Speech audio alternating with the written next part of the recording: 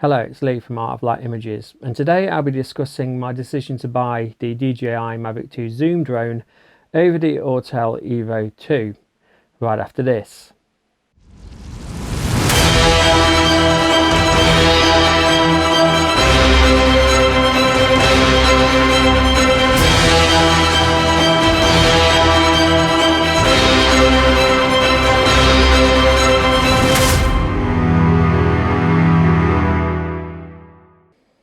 Okay, and as ever, give that YouTube algorithm a kick up the backside, like, subscribe and hit that bell notification. Okay, so you'll probably be wondering why it is I've even made this video. I mean, to be fair, the Autel Evo II might not even be released in the UK. But as I've said in a previous video, my sister lives in the US and I could buy one through her and have one sent over. Chiefly, I've been looking at the size, the weight.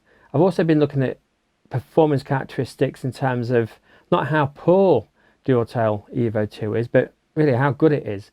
And does my equipment, i.e. my editing equipment, meet the standard to be able to edit 8K movies? Somebody in a comment from one of my previous videos wrote that you don't have to use the Evo 2 as an 8K drone, you can use it as a 4K drone, which is fine.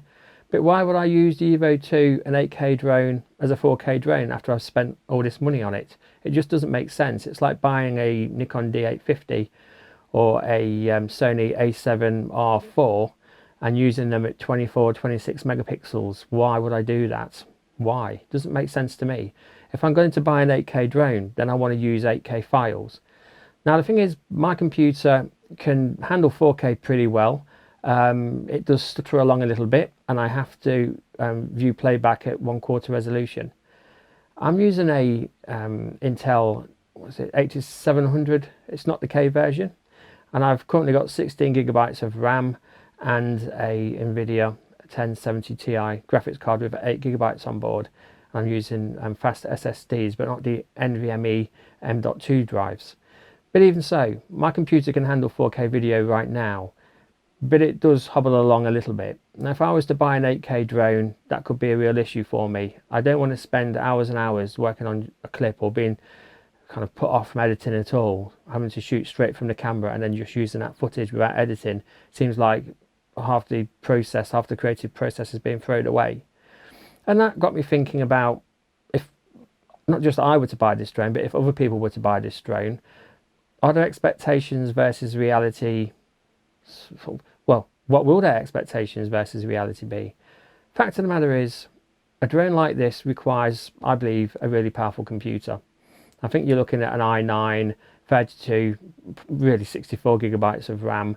You're wanting to NVMe M.2 drives for your scratch drives, maybe an SLI linked 1080 Ti minimum graphics card, something along those lines, to have a good editing experience. So buying the Evo 2 8K sounds like a great idea, and it looks like an amazing drone, but practically speaking, is it going to be any good, any use to me? And I don't think, but if I can't edit the files, it's not going to be a great deal of use to me. Now I've owned the Mavic 2 drone before, and the thing is going in its favour really, apart from the fact that it's got good range, it's got good battery endurance, and the images are quite nice coming off of it. But for me the main thing is the zoom, because unlike the Mavic 2 Pro, which admittedly has a nice, though not stellar camera, I don't think it's as good as the Phantom 4 Pro, which I've owned. But the thing is, if you're comparing it against the Mavic 2 Pro, the Mavic 2 Zoom, then having that extra 1 times or 2 times magnification makes a big difference. Having a zoom means I can fly close to lighthouses without getting too close, without actually breaking the law. I can be more than 50 meters away from a building, which is a legal requirement, and I can zoom in twice as close, and it can look as though I'm closer than I actually am. It means that I can take my drone into situations which are more dangerous and survive. So I don't have to get too close to towers, to buildings, whatever, to cliff faces. I can get close enough and I can zoom in, and that makes a big difference. So it also means that in a situation where there's a lot of mountainous terrain, hills, waterfalls, things like this, picture Lord of the Rings kind of a landscape, and if I'm flying along and I zoom in, so I zoom in the full 2 times, that's really going to compress the landscape and give a beautiful cinematic look, which I'm just not going to get with the Mavic 2 Pro, and it's certainly not something I'm going to get with the Autel Evo 2. Now I accept that people are buying this drone or thinking to buy this drone because it gives them more editing freedom. You'll be able to crop in 8 times and still have 1080p quality video. Yes, that's fine, you can crop in 8 times. The zoom will double the magnification, and you can double it again with a digital zoom, which is fairly lossless, though not entirely. But the fact of the matter is, how often are you going to want to crop in 8 times with drone footage? Because it's going to look cropped in. You're not going to get the compression effect you get with the camera on the Zoom drone.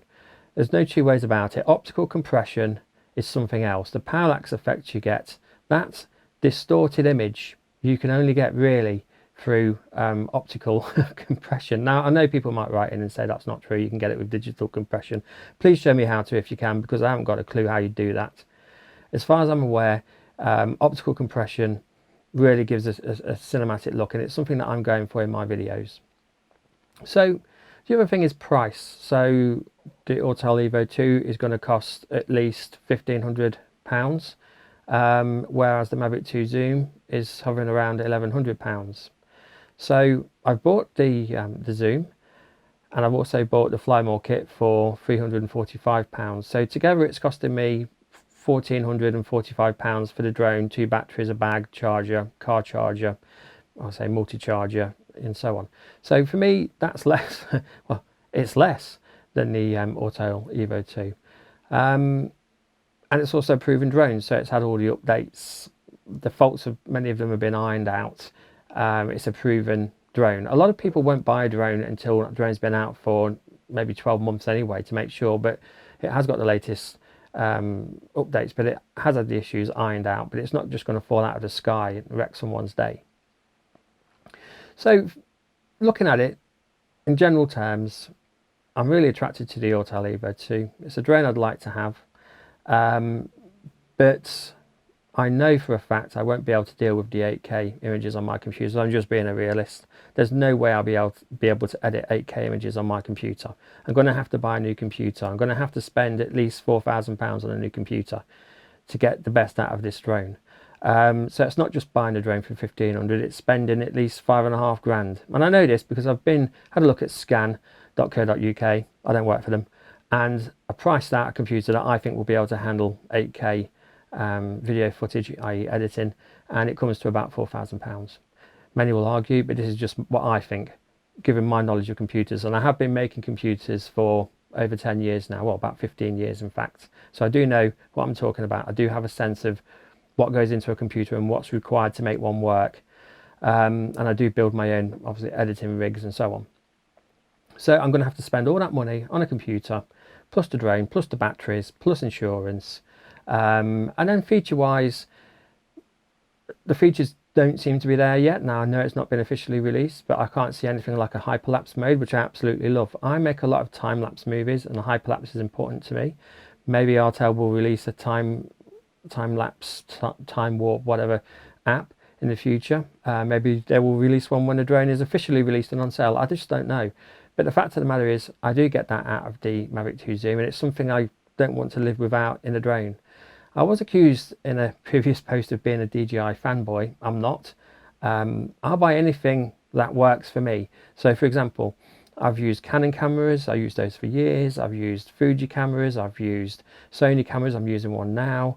I've used Nikon cameras, I've used a whole range, Olympus cameras, and I've always shifted from brand to brand when I felt it was necessary to do so. When the brand I was invested in no longer worked for me, I'm not going to be a trapped customer, and it's how I am with drones as well. So if there is a drone that comes out and it's fantastic, I'll buy it.